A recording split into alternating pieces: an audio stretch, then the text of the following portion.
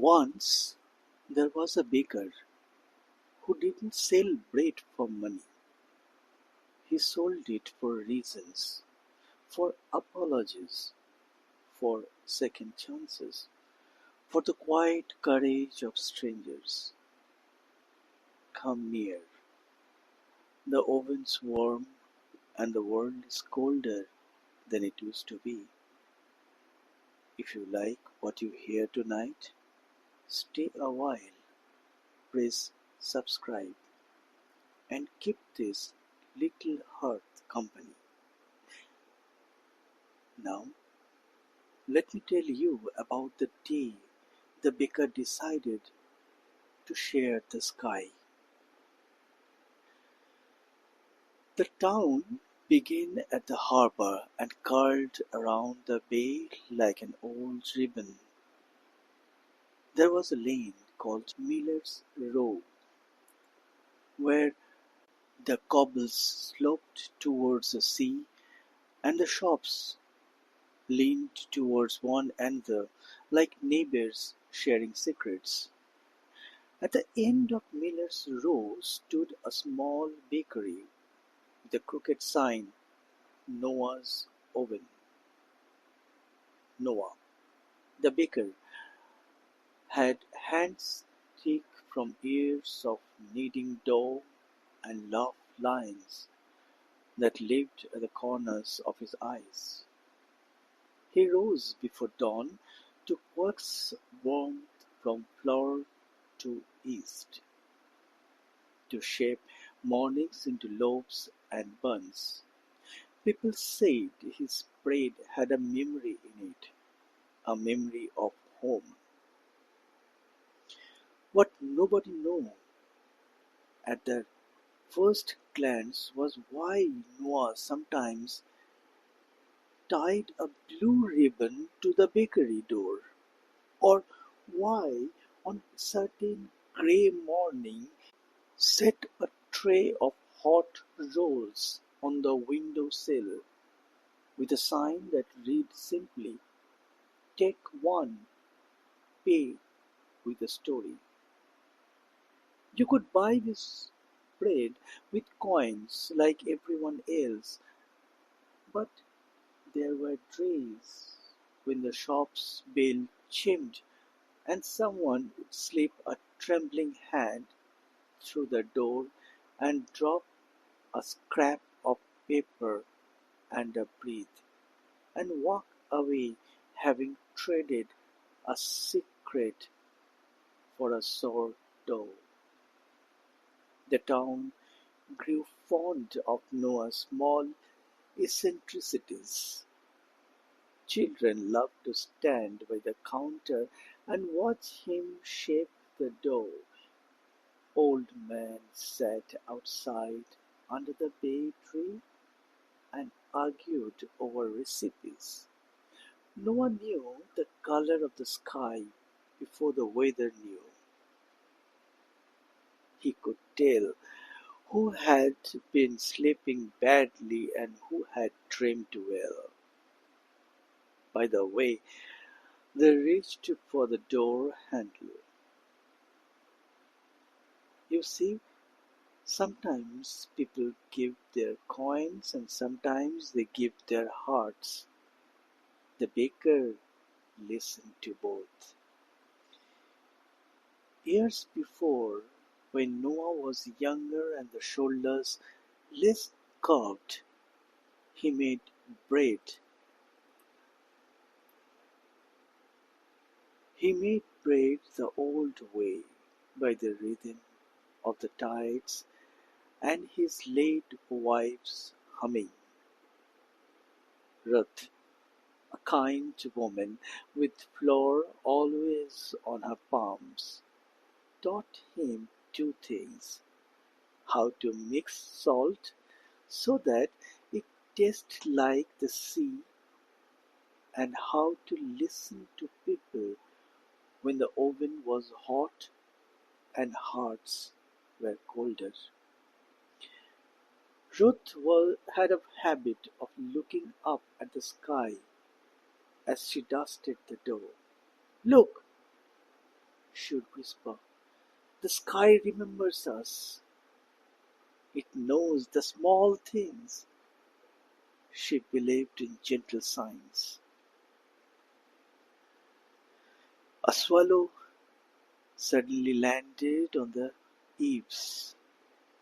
The way clouds broke for a silver of sun. When she died, the bakery changed. Noah kept making bread, but the shop lost the way Ruth had of making sorrow and less sharp. On the first anniversary of Ruth's passing,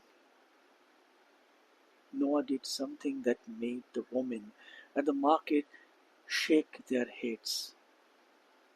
He climbed the ladder to the roof of the bakery with a sack of flour and a hammer, and he nailed a round hand-painted sign above the oven door. The sign had a picture of the sky, wide and almost too blue,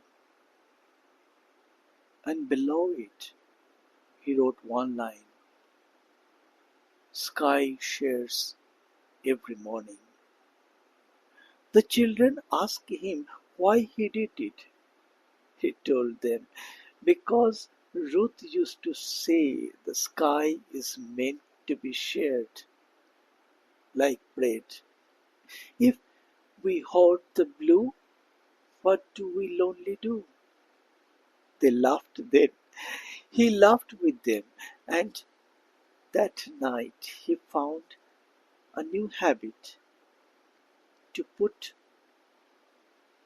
a tiny ceramic bowl on the window sill, and at sunrise to set a single loaf inside, like an offering. He wasn't doing it for snow. He wasn't doing it for thanks. He did it because a place to live hope seemed necessary. One wet autumn, when the wind smelled of distant rain, a young woman walked into Noah's shop with a small suitcase and eyes that had been traveling too long. He pressed her palms to the counter and looked at the bread as if it might tell her a map. Without greeting Noah, she said, "I need to buy time." Noah blinked. The phrase was so strange and direct that the door rose little uneven on the counter. "Time?" he asked. "My daughter is sick," she said quietly. "We were promised a place by the sea where a doctor could help. My coin is gone. My family name is gone. I have only this." She reached into the suitcase and pulled out a crumpled photograph.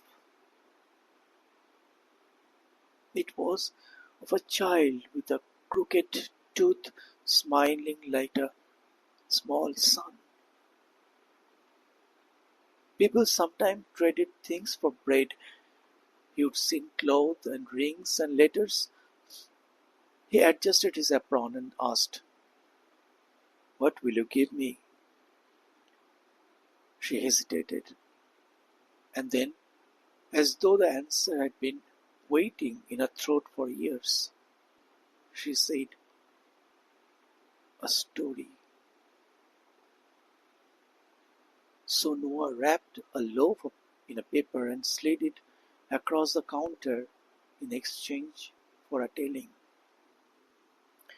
The woman sat by the window and spoke in little pieces about a train that ran late, about a window that never closed, about a promise she had once made to loved one and had failed to keep. Noah listened, with his hands still on the door. When the woman finished, he pressed the loaf into her hands and said, Go, go and take the sky with you. From that day, a small ritual took shape.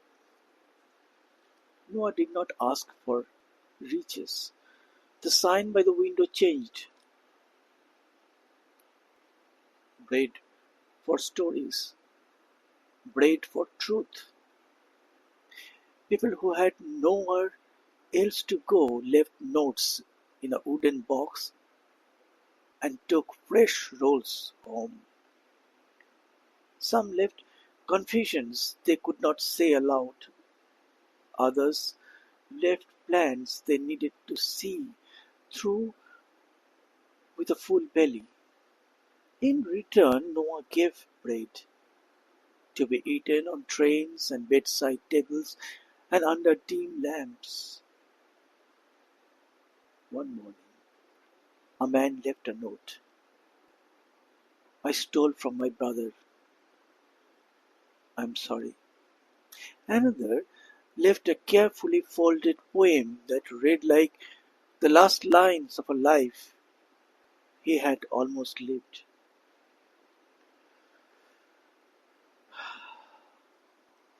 A little girl left a drawing of a bright sea and the words, for Mama when she comes back. Word passed along the lane.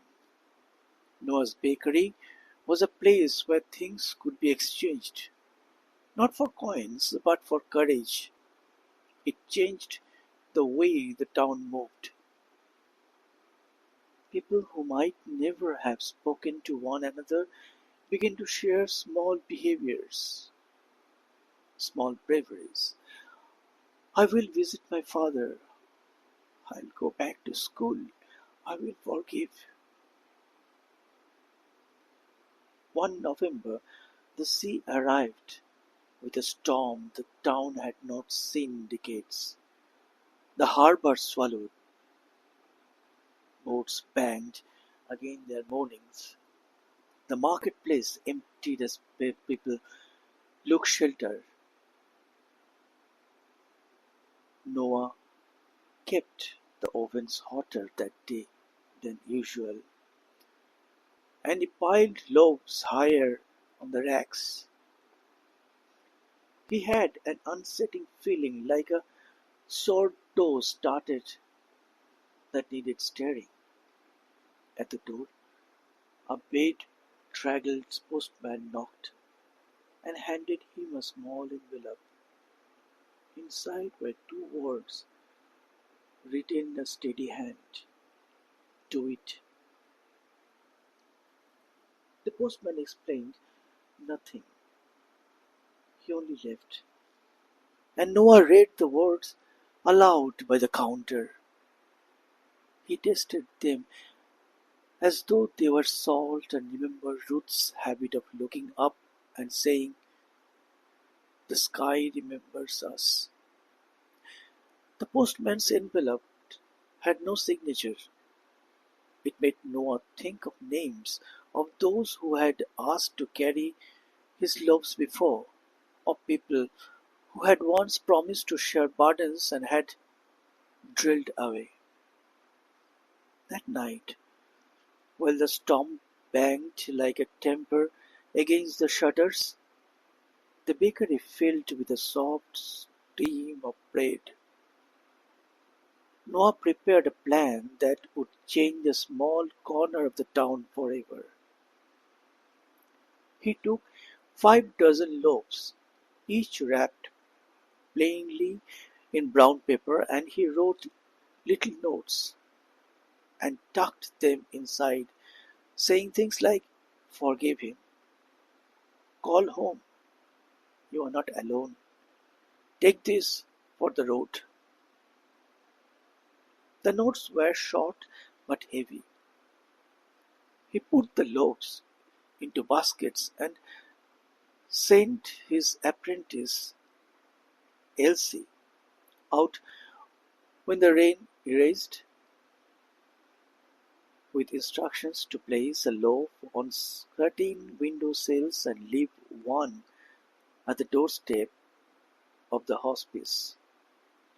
He himself carried a basket and walked to the harbour where the storm had left a man stranded on the quay. At the harbour, a man sat with his boots in water, staring out at the load of the ocean.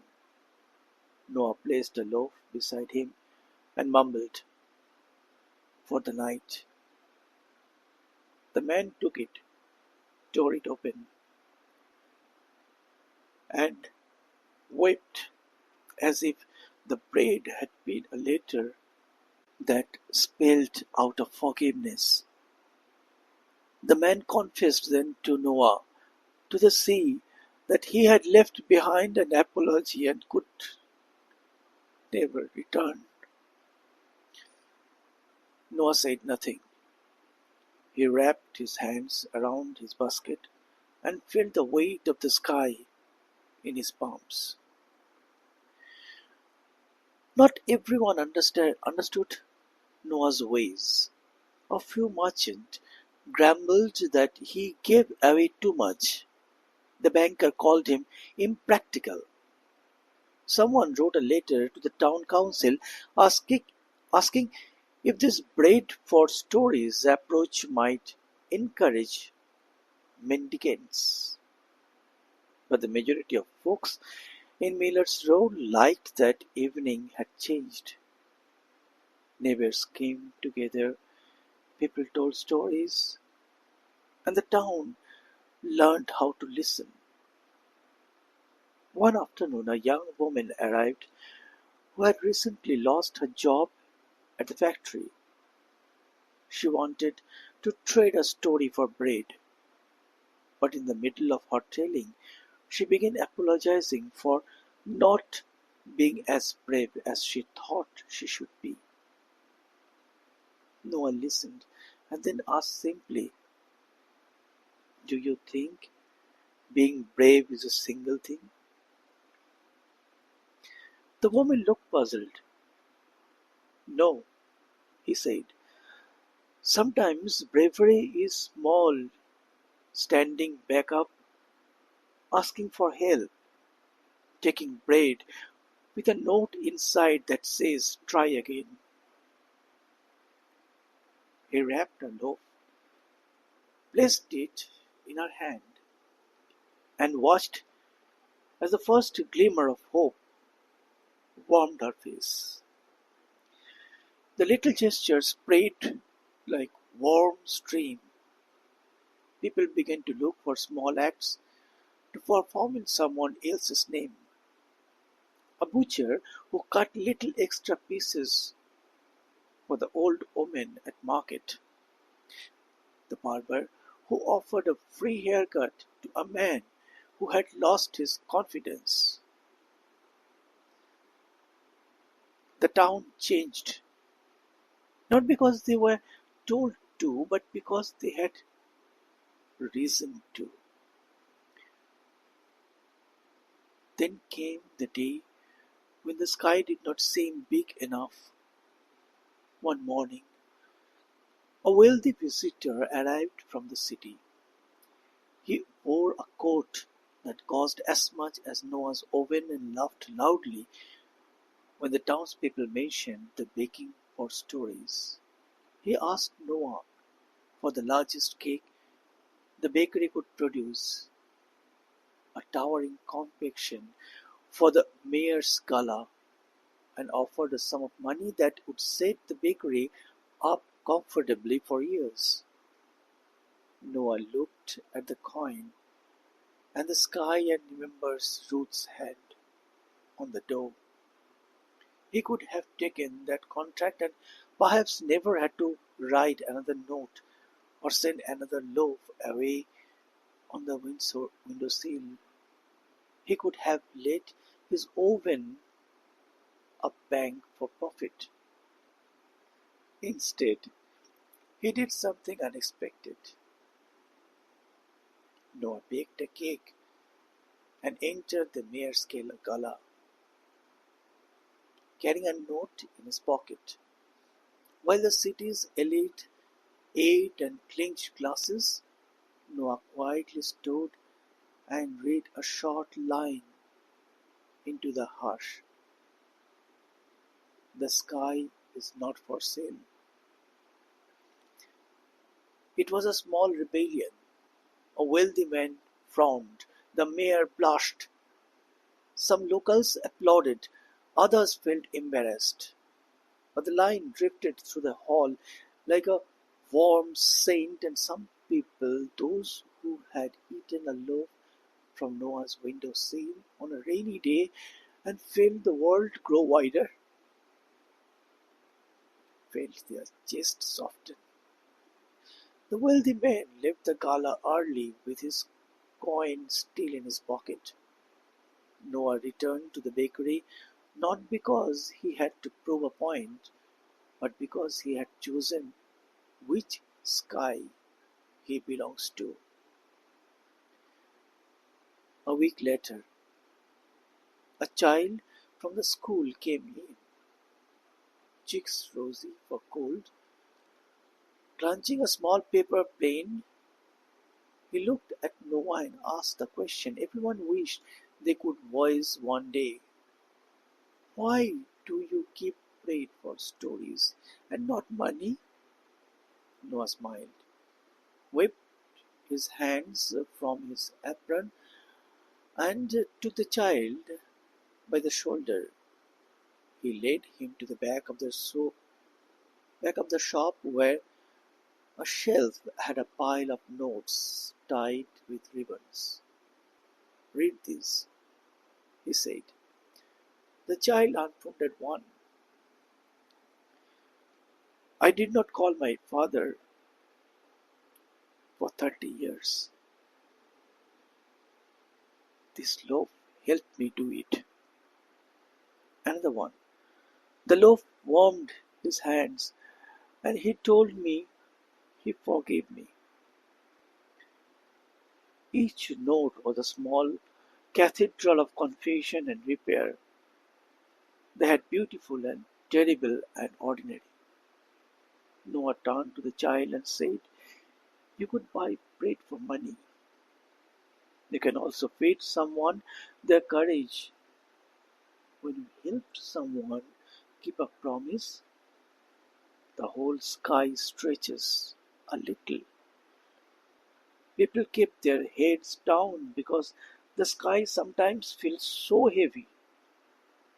We lend them a piece, just enough to look up. And if we lend our sky away, the child asked. Then Noah replied, we have to borrow it back. It will always be there for borrowing. He laughed, a warm little sound. The child left with his plane folded into a small paper boat. He walked away, thinking about which promise he would keep tomorrow. Season turned. The bakery remained a small constant. People came with sorrow wrapped in old paper or with laughter like a crisp bread. The town learned to speak more often and to forgive a little more. Noah grew older, as everyone does. His back curved more, his hands slower, but the oven glow never dimmed. One afternoon, a woman returned who had traded in a very fast loaf for a story. The woman who had a sick child. She had left the bakery in a hurry 6 months earlier with a bag and a promise to travel to a distant doctor. She came back with a child, now healed, and a suitcase full of herbs and small shells. She hugged Noah tightly. Her smile was the color of sunshine. From time to time, someone would ask if Noah ever regretted not taking the mayor's money. He would smile and point to the sky. Money feeds the body, he would say. The sky feeds the soul. No one who shared bread at Noah's oven ever came away unchanged. They carried notes in their pockets like talismans. They called parents. They said sorry. They forgave. Sometimes the notes reappeared in new hands. Their ribbons faded, but their messages still warm. So, we often think we have nothing to give beyond our coins. But every day we have slices of ourselves we can pass to someone else. Our stories, our apologies, our courage. Noah's oven was not only an oven, it was a small temple where the town linked to be brave, to be brave enough to say the things that matters. Remember, a loaf can be dinner or it can be doorway. Choose to make it the latter when you can. If tonight's tale warmed you like a crust fresh from the oven, then share a little light below, press subscribe, and come tomorrow when I will tell you of another heart that learned how to give. Until then, beg a kindness or accept one. Either way, keep the sky shared.